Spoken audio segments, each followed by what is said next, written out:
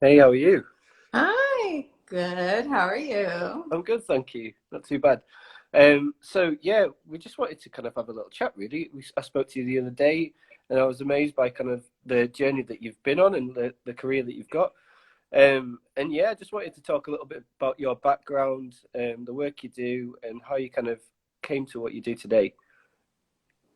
Yeah, so I started, are you able to hear me okay? Yeah, yeah, it's perfect. Okay. I started as a ballet dancer for 13 years, and so I started when I was 8. I stopped at 21. And that was a really amazing experience because um, I got to learn how to communicate without saying anything. And I was a very shy kid, which may be a surprise to you. But my mom thought that ballet, or dance in general, but really ballet it would give me, it's a nice structure for me. And also, I had a learning disability. So I had issues with my ears, and it affected my development. So she thought that dance would be a really great way to, build kind of, even more friends and, so I had like friends at school and also at, ballet class, and we performed a lot. So it was really great to have like not just one family, but two families in addition to my own actual family. Yeah, and then I ended up interning at a couple of town agencies in college. That was like summer of right before senior year. I went to Marymount Manhattan College for dance, Yeah. and yeah, that was my first foray in like officially in the entertainment industry. I just absolutely loved it. George Luch, who's no longer in the business as an agent, he actually moved to London Okay. a few years ago, but in any case, but he just made me fall in love with the industry, and he taught me a lot of things, and the setup, and it's the other side of casting, but I wanted to be in the room Mhm. because as a dancer, my main teacher was Maggie Black, and my best performances were in rehearsals with her, not necessarily on stage, funny enough. And I just love that. I miss that, coach and, actor camaraderie and that working relationship. And um, and then I was like, well, let me try casting. And, my brother was a theater director, and just watching him do his work, and which I really admired. And so I was like, I really want to learn, be the right hand to a director, and see what that's like. And casting seemed to fit all these different interests into in one position. So that's how I got into it. And the work of casting, the work you do now, you've worked in loads of different things from like commercials to movies to, and I guess like the central narrative, and I guess like about this live we're doing, is about the element of storytelling and the Mhm. importance of diversity and inclusion in respect to storytelling. So, do you maybe want to talk a little bit more about that? Sure. So when I was, as any casting director, well, most of us have done is freelance at other offices, work our way up the ladder, etc. And not to their fault, but just generally this in entertainment, and also I think any part of the creative industries, I just saw a lack of diversity and inclusion. Um, I'm half Armenian. I grew up in a multicultural home. I mean, I don't consider myself white, but I don't consider myself a person of color. But because I was white passing, if you will, um, I felt like I also had a responsibility to help historically underrepresented voices to really tell their story and give them a platform.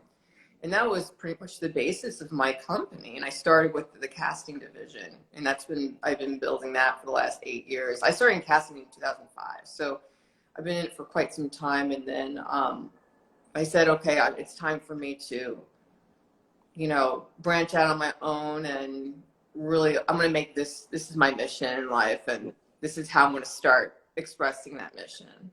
Yeah, So. no, it's amazing because when we were talking the other day, talking about like storytelling, the whole narrative has changed like since the pandemic started, and kind of a lot of people now are kind of realizing that they have a voice and they're sharing what they believe in, and they're kind of using things like this to communicate with a wider group of people about the values they believe in, and also the value that they're looking to give to society.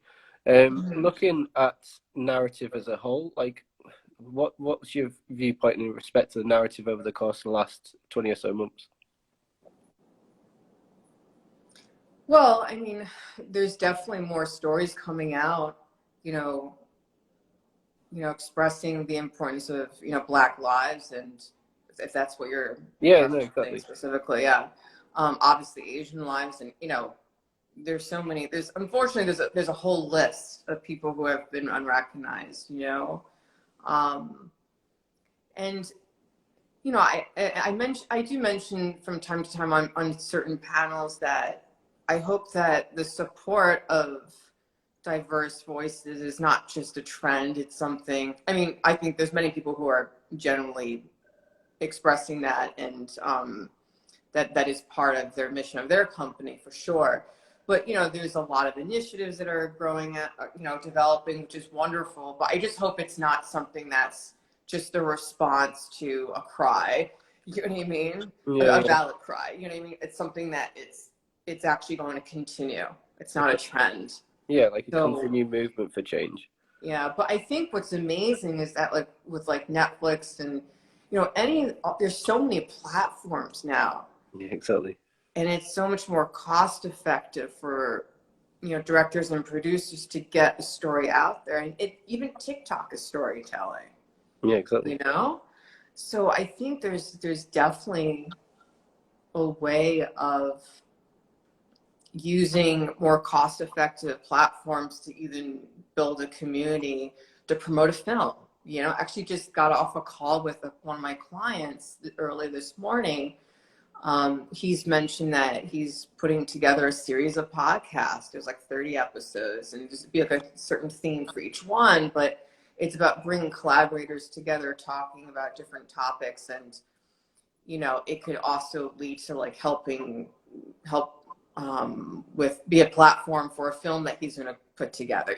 So it's interesting how I think folks we're being forced, whether it's good or bad, whatever you want to fill in the blank with, that we have to be more creative in terms of how we get a story out there, because there's all these platforms, and that's wonderful, but it's also because there's more access and easier access to things, it does make the market a little bit oversaturated too. So it's a catch-22, I find. Yeah, I think, and it's also like the engagement level, right? Because we've got so many different channels and opportunities to engage with people. So it's about telling real, authentic stories, and kind of communicating that wider narrative that's of the change that's taken place via, as you say, like via podcasts or via TikTok or via here or whatever it may be. But kind of looking at some of the biggest movements that's taken place of, we mentioned Black Lives Matter, but kind of looking at movements like that.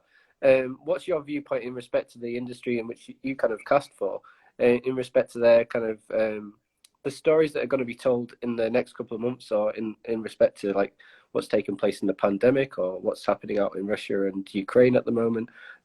How do you think the industry as a whole is going to tell those narratives and kind of communicate that to the wider society? Oh wow, that's a big question. I think it's going to continue to do what's been doing. I think definitely there's got to be a biopic coming out of Putin at this point. It's being developed. As soon as he invaded Ukraine, that someone put pen to paper or went on Final Draft and started typing something, but, I don't know, history repeats itself when it comes to true events, unfortunately, because it seems like people don't learn. But, we don't learn from our past. But I don't know. I mean, I think it's just going to be, which kind of started already, more true events coming out of the woodwork in terms of being told. which has been, happening quite a lot. Like there's a few Maria Callas biopics, in the works, and there's one I was reading on about Emil Griffith, the bisexual boxer who was a champion, and he's American, and I know that there's been a few things surrounding his story. So I think there's just there's definitely a movement that I think is going to continue, that stories of all cultures need to be pushed, at the forefront in terms of getting done. Just now it's about investors believing in those projects to put money in. Yeah. I remember I was talking, it was a casual conversation. I forget where I was exactly. It was like I was spending time with a bunch of friends, and I was introduced to an investor, and they had mentioned that they're like, oh, not many Black films do well. I'm like, well, how do you explain Black Panther? Which is an I said it in amazing such film. a way. Yeah. So, because it wasn't like he was saying it in a intentional, he wasn't being intentionally mean about it. It's just, he was thinking about, I'm like, oh, well, what kinds of films do you invest in? And, blah, blah, blah. I'm like, I cast diverse stories, et cetera. So that was interesting. But I do feel that the more authentic storytelling is, I think it will resonate with audiences even more. And there will be a return. Yeah. I think authenticity always wins. No, Even if you don't see the money right there immediately, I think it rains all the time. Yeah, exactly. And it's about being honest, right? It's about telling people the truth, the facts, and like looking at authenticity and kind of showing vulnerability as well in respect to storytelling and how you kind of portray that narrative. And like looking at Black Panther and how amazing that was. It's like it's the beginning of a multitude of many more, and there's a variety of different stories to be told, and it's like we can consume content in so many different ways now that it kind of allows us to pick and choose which kind of avenues we want to follow and which movements, I guess, for change and the change narrative we want to be part of. And I think that's kind of, like there's just so many opportunities that I think it's cool now because so many more people are having the opportunity to be part of the conversation, I guess. We're not kind of being dictated to, we're kind of choosing our own avenues and kind of choosing what we stand for and believe in and following those journeys. And the other thing is that, and I say this when appropriate, I mention this, is that, depending on the story that is being told, someone's always going to have an opinion. Yeah, exactly. Whether you could write that biopic, you could express it to its truest form. Someone's going to have a problem with it. Someone's going to say, oh, this part's false. You're never going to win with everybody. You know what I mean? So that's something, it's important with that I tell filmmakers, especially if there's a couple of projects I was approached about. One specifically I'm thinking of that actually I consulted on in more of in the development phase. It's a Syrian civil war film, and the writer is white, and the reason why he wrote about it was that there's not enough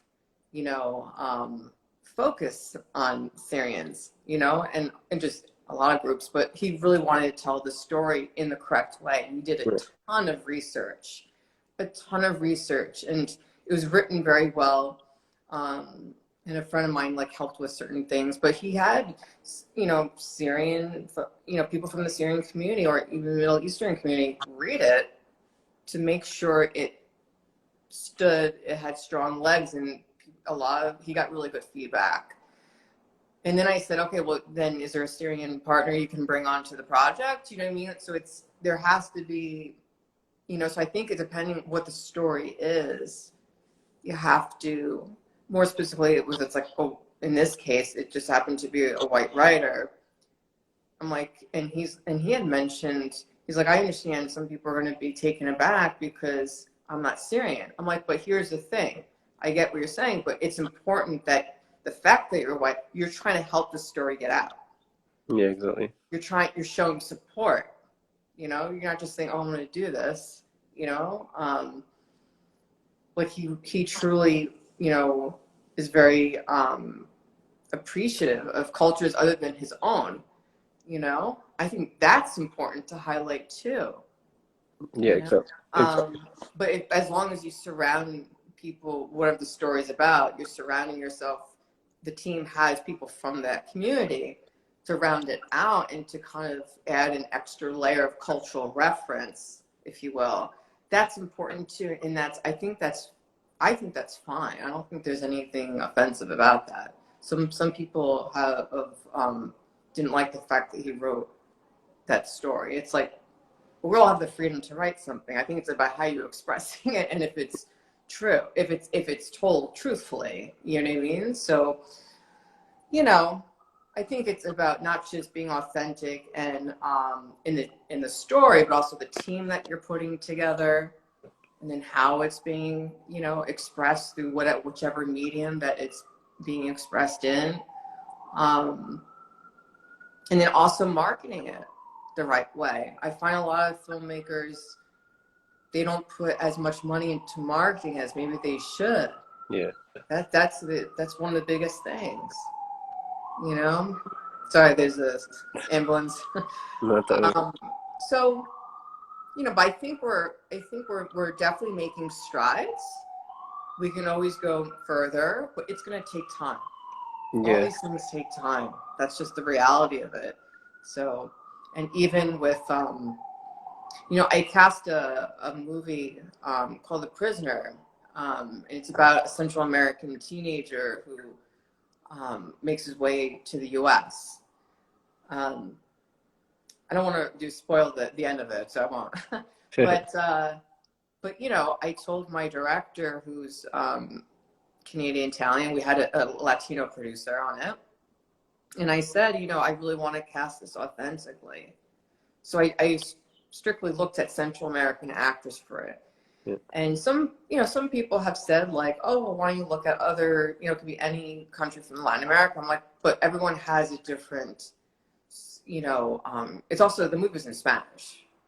Yeah. It has to be Central American Spanish. It's different than, each region has different phrases. And I had one of my collaborators, Walter, is Central American. He's Honduran American, and he was my consultant on it. And you know, we made sure, like, even my casting notices were right. He did the translation for the film. Like, everything had to be right. And he even read with the actors to make sure their Spanish was to a T. And they were all bilingual. We ended up with a really lovely cast. So, but yeah, I made sure, you know, I had everything done correctly. But even more so because I'm not a native Spanish speaker. I studied Spanish for like 9 years. Yeah. I can read it and write it, but like, I'm not a fluent speaker. So it was great having Walt, you know, kind of reinforce some things, especially with improv, you know, because my director likes improv as well. So he thought of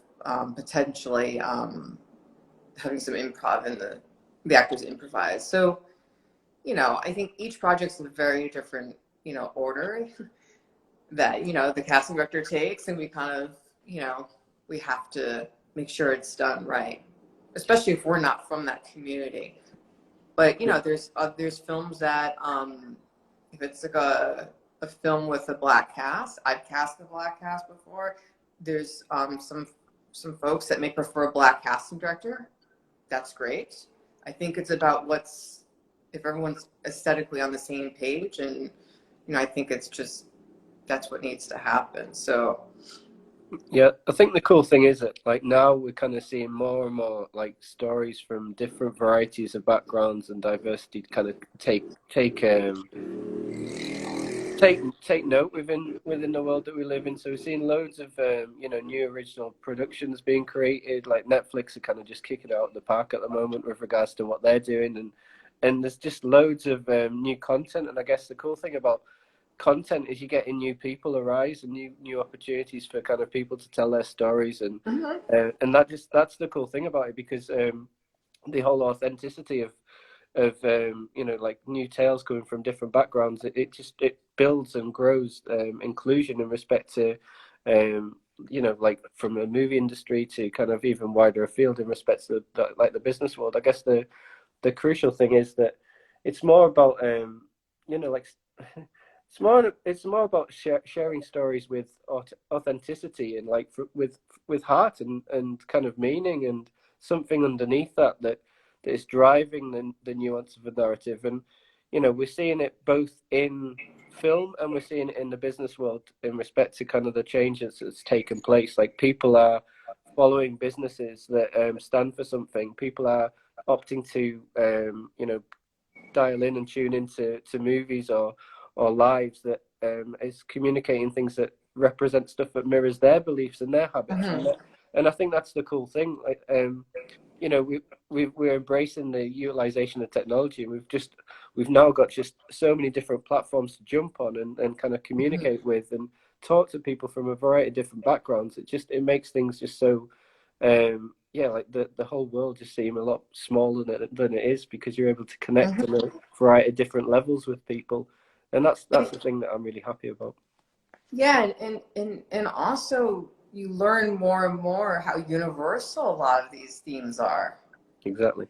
We're all very different, but we're also not very different. We all go through similar emotions. Obviously, the circumstances are you know, shift depending on, you know, traditionally what certain communities have gone through. And I think that's what I love about film or anything on camera, because it can just, anyone can see it. Yeah.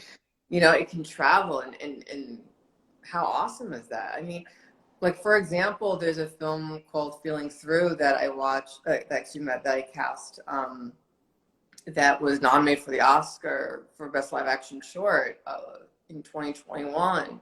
I cast that 3 years beforehand. And I really loved it's with the first deafblind actor, and Stephen Prescott played the other co-lead, and he was wonderful. But and it went around the festivals, and then later on I got nominated, and then afterwards, now I'm seeing it like in Brazil and Japan, and I'm like, how cool is this? Like, people are seeing this film everywhere in the world. It's like, how that's pretty powerful. Not that I cast it, that's just like icing on the, you know, on the top, but it's just, people have been really enjoying it, and it's just that's what makes me love what I do, you know, because if people connect to it, then I've done my job right. Exactly. And I think also the cool stuff that's coming out at the moment, like I don't know if you've seen it, but like Belfast, have you seen that film? Yeah. Like, I haven't seen it yet, but it's on my list to see. Yeah, it's so good. I saw it the other day, and oh my god, yeah, just like these kind of real, authentic, like truthful stories. They're just amazing, and yeah, Belfast I highly recommend. Yeah, no, it's just great learning a little bit more about like the work that you do, and like it's key, like it in whatever part of in whatever work that we do, role we do, like it's yeah, like it's important to understand the importance of like celebrating the power of our voice. Like understand that you have a voice and you have an opportunity to share your thoughts, beliefs with the wider world and stand for something and represent it. And you know, like movies historically have been like a trendsetter in respect to the tone of the societal narrative, but nowadays everybody has an opportunity, be it gaming and like background that I'm from, or be it you know, like movies from your background. And I guess the more authentic stories we tell, the more opportunity we have to engage with one another, to find those commonalities, which ultimately drive people towards movements for change. And you know, we're seeing it at the moment within the world. There is a lot of change taking place, but sadly, we're in a period of turbulence. And yeah. If we want to kind of see the change that's going to be beneficial for us all, then it starts by like communicating and talking to one another, and kind of building up your kind of network, and building up where you people that can have similar views to you, and you can kind of drive change that way. And you know, it's not just the stories that have to be authentic, but the people who are creating them, but also the folks that are in the position of power, you know, in the industry. Yeah, they have to be authentic too, and if they're not, they have to get authentic and kind of like put down their barrier of like, I'm talking about like traditional white, you know, male studio exec who, you know, says, you know, cast this person, you know, instead of this, and Well, it's completely wrong. Like, here's an example. Like, so as I mentioned, I'm half Armenian, and there's a film called The Promise, and which is, you know, the backdrop is the, you know, Armenian genocide. And I won't mention the actor's name because I mean I love the actor, but they are Latino, and he was cast as an Armenian character. And while I respect the fact that in the reality that, you know, films need to sell, you know, and at this, you know, it's going to take a while for the name having to have a name to be in a film, to sell it, to pre-sell it, etc.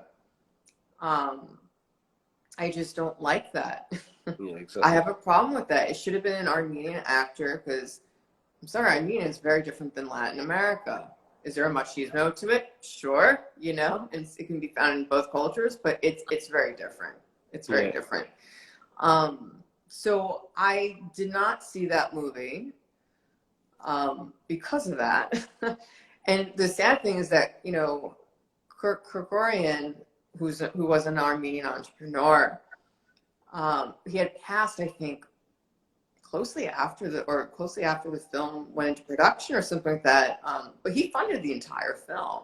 So it's not like you needed financing to get it done. Like, it was already financed. So I feel like in that situation, it should have been cast, you know, to the story. Exactly. If there was flexibility, and if it wasn't the Armenian, like, just, it wasn't a specific event. I mean, say it's like a New York story, like, oh, we have all these different characters, we need a Latino, and like it's open, sure, we can cast whomever, there's a room for that. But if it's something really specific about a specific community, what's the point of telling that story if you're not going to cast it correctly? Exactly, like representation matters at the end of the day. So it's important to make sure that if we are telling authentic stories, it just doesn't make sense to kind of, you know, like if it's a specific story relating to an Armenian, it doesn't make sense to have somebody with like a strong English accent, for example, to be cast. So no, it's I think it's great because I think that there's a lot of opportunity in respect to kind of the change in the industry, because kind of historically we would have seen a lot of people, and it's not just the movie industry, it's any sector. Sure. We would have seen people follow a path because that's their chosen path and that's kind of what they want, and this is kind of their so-called norm, and people were mandated to follow it. But now, like, if you know, you highlight the issue about it doesn't fit right to kind of cast somebody that's not Armenian, for example, then if you don't have those kind of it's people saying no to things that historically it would have been accepted, and people kind of just not allowing that to go forward, and allowing change to take place then, because we're standing for stuff we're you're just looking at things and go, well, that doesn't sit right. I don't believe in that, and our belief systems and our values are changing society, and I guess, like, as kind of we grow into kind of more senior positions, into the companies we work for or the industries we work in, then with that grows our value system as well, and we're able to kind of have more influence. And I guess also the cool thing as well, back to content, is that if you kind of believe in change in the way that kind of I do and the way that you do, then you have to kind of vocalize that, and you have to share to the world the change that you represent and you stand for. So, you know, that starts with conversations, because where we're at the moment is like an education piece, right? In respect to, we're all learning, and so that's the change that we want to see in the world take place. Don't worry. For the change that we want to see in the world take place, then we have to kind of jump on board and kind of drop down our vulnerabilities and drop down our fears by our wayside, and just like say, no, I'm going to try this because it allows me opportunity to engage with a wider group of people and increase that area of influence. And with that engagement, we can drive impactful change throughout society. So, but how have you been finding in your line of work how diversity inclusion is playing out? Yeah, like historically, it hasn't been playing out. So if you look at boardrooms, right, boardrooms are predominantly like white men in their kind of 50s, 60s, and Hmm. like that's just not acceptable because you don't see. I'll wait for the ambulance. Yeah, I'm sorry. How do I mute myself here? No, don't worry, don't worry. No, I was saying that yeah, like there isn't really a lot of diversity at the moment in respect to a lot of like boardrooms, for example. But this is changing because as they kind of are forced to, through reputational impacts, through a closer synergy between like an internal organization to the external customer base that they kind of go for, and they're looking to represent. These kind of messages and viewpoints that a company stands for, if there's no direct correlation between something internally and external to an organization, then they ultimately have to change their habits and behavioral traits. And because of that, it drives change into a company in respect to what do they stand for. So a lot of companies at the moment are trying to figure out their purpose and trying to figure out, okay, like why do we even exist?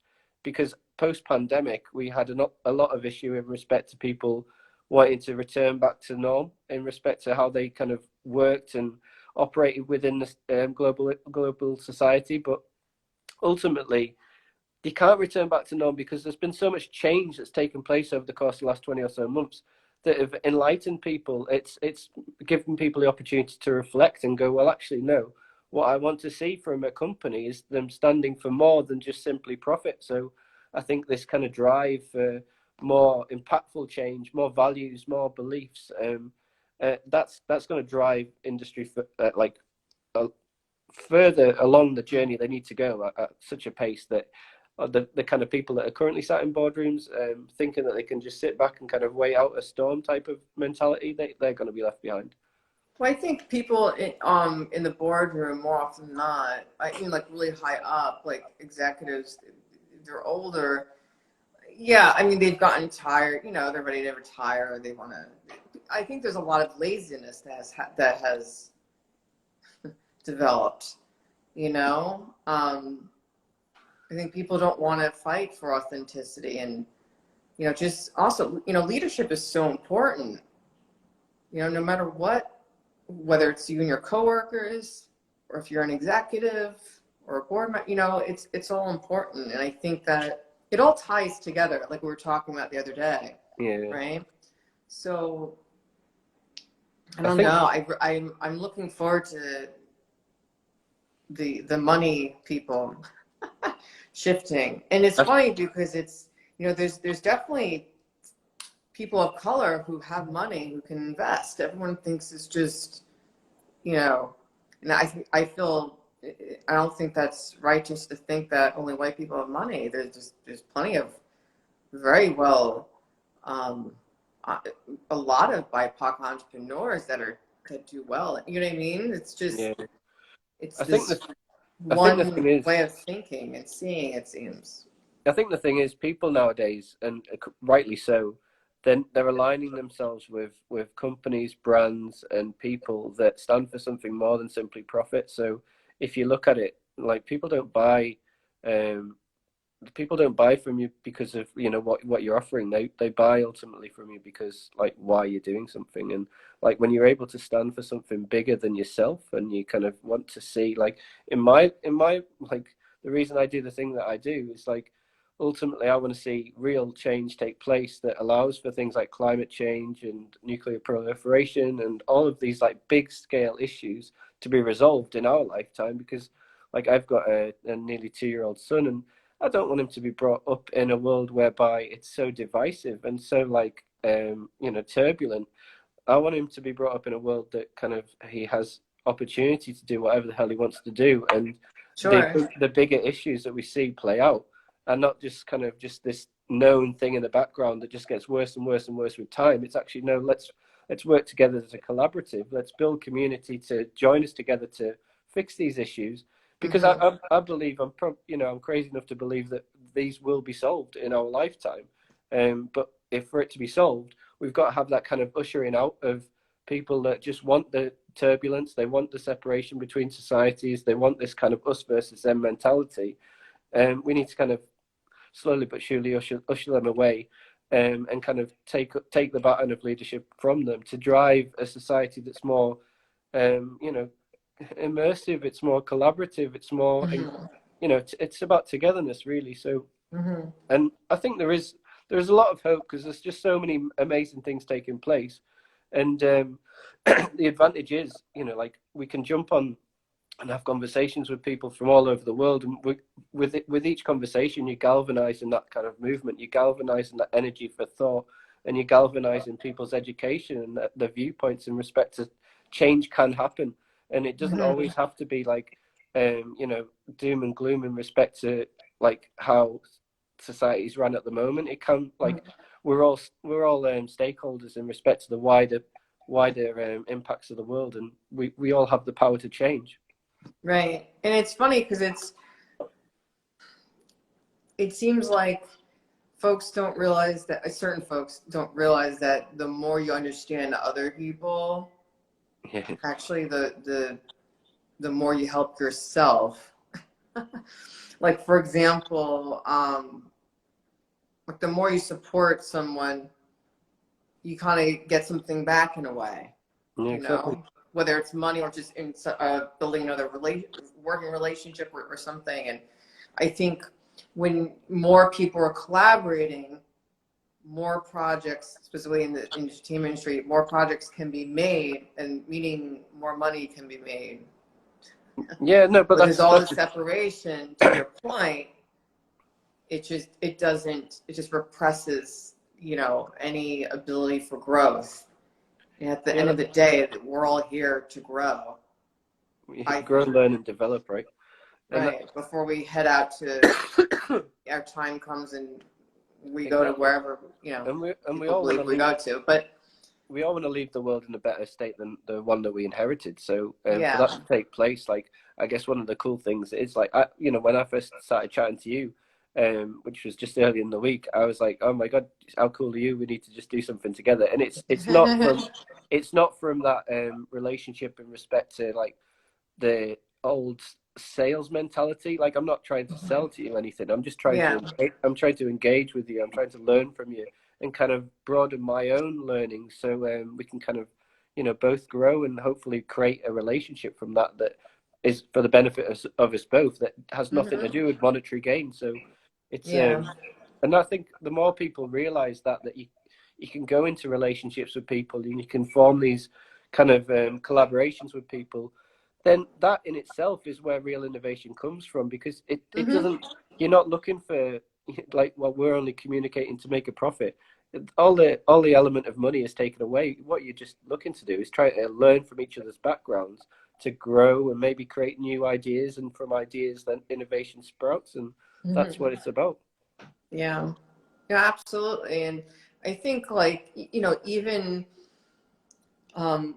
within on a project, I cast my team accordingly, right?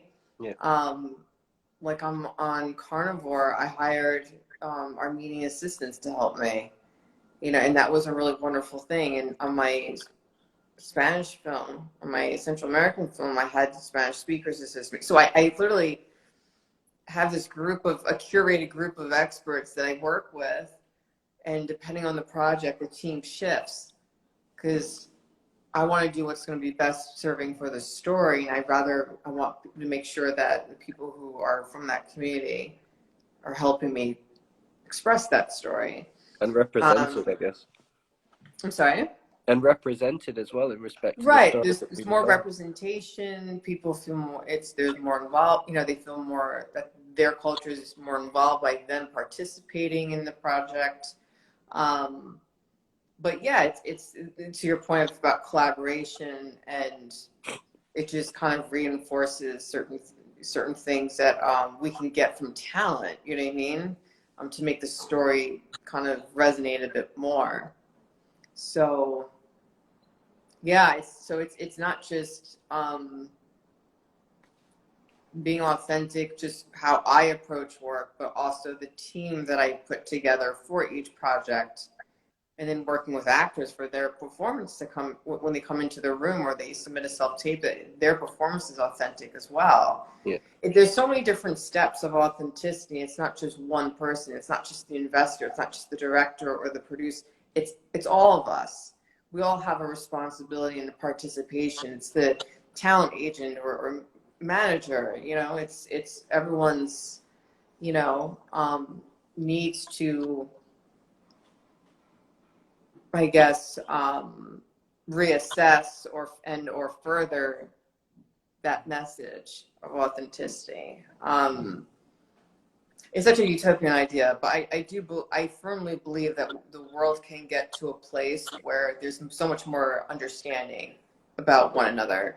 So I guess like we'll see if it happens in our lifetime. No, it will.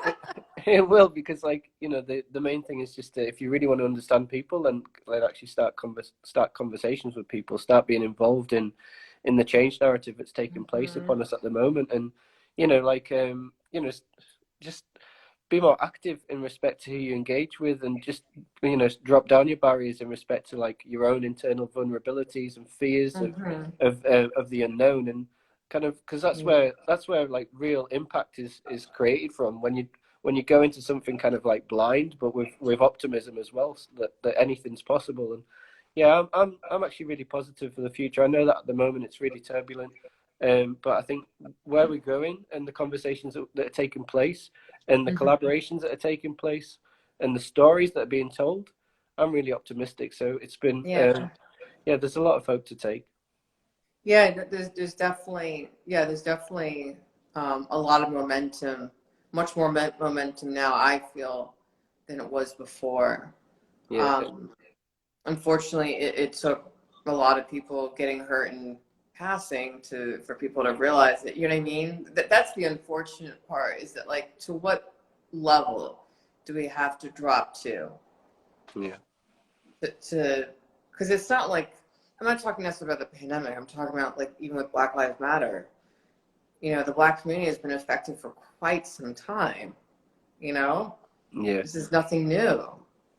You know, and it's unfortunate. Like, it had to get to a point where that a lot of innocent, you know, Black people were killed, for people to be like, oh my gosh, what's going on? I'm like, this has been going on for years. What do you mean? Now it's being shaped in a different way. And anyway, that's a whole other conversation. No, but it's right. It's crazy that it takes periods of crisis or periods of actual like turmoil and, you know, like wrongdoing and injustice that kind of leads to the most dramatic change. But sometimes people kind of sadly need that awakening call. And I think that the cool thing is that we just need to harness the power of movements and kind of the essence of what makes a movement so important.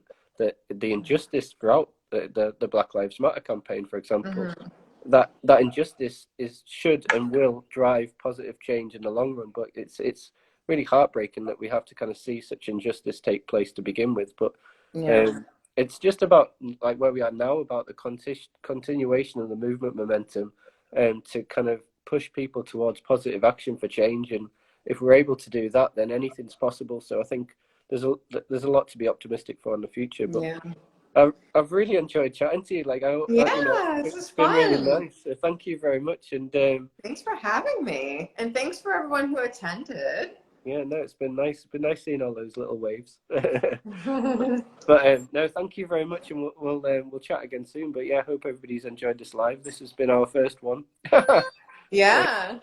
So my first one. I think I did fine. No, you're great.